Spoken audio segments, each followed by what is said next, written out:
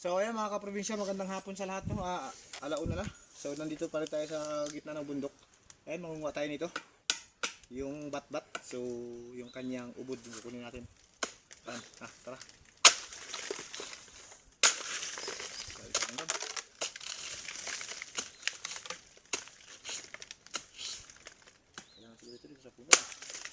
First time ko itong manguha ng ganito mga kaprobinsya. Hindi ko pa alam kung paano ba ito kunin.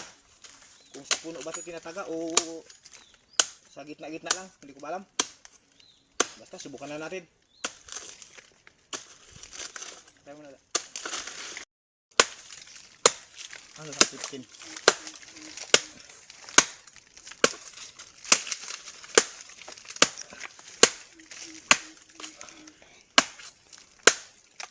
Sana.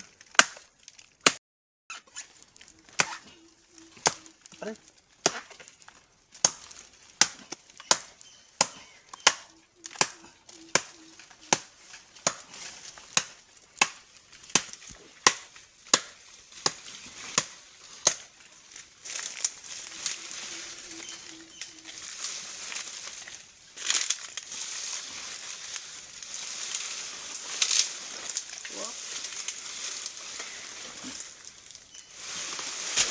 Yun, no? Ito yun.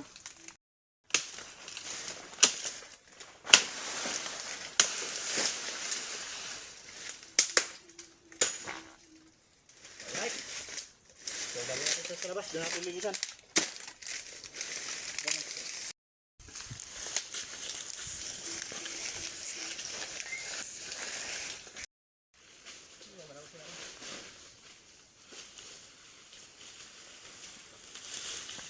Hahay.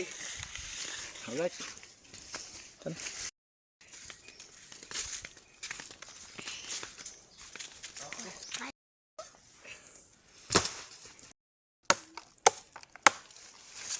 Ganito kaya ito yung pagtamang pag-ano sa kanya mga kaprobinsya? Hindi ko rin alam eh. So sa akin to, ano lang, subok-subok lang ba?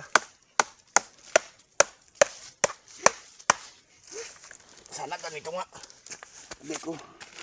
Ayun, no. Balatan muna natin siya. Ito na. So ayan na siya mga kaprobinsya. Putulin pa ito ulit dito. Da? Dahil lumalabas na siya, oh. Okay. Putulin na natin. Tawan ba? Baik. Ito na, buka na. Sumula. Ayo, gede. Oke, baik. Tara. Ayun, no. Sumasama ka nun. Nice. Ulam na kami. Okay. Ulam na. Dami. Sidaw buka doon. Ayun, no.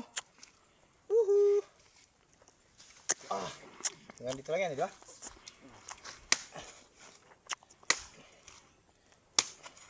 Tangan, mamurangin lang ito yan. Amba. Sige, sa dyan. So ayan mga kaprobinsya, no, dahil sa kagustuhan natin kumain nitong ubod ng bat-bat, yung ginagawang walis tingting dito, yung pinakamatibay sa amin. So tayo na mismo yung kumuha dito. So nagtesting lang tayo, isang piraso. Ayan, lulutuin natin ito mamaya. Abangan nyo na lang yung part 2 nito kung ano yung masarap na luto dito. So nagsuggest si Kuya Nantoy, ano daw eh, ginataan na may halong sardinas. So susubukan natin mamaya. Lulutuin natin ito ng ginataan. Haluan natin ng sardinas. Ayan. Hanggang dito lang. Abangan nyo yung susunod.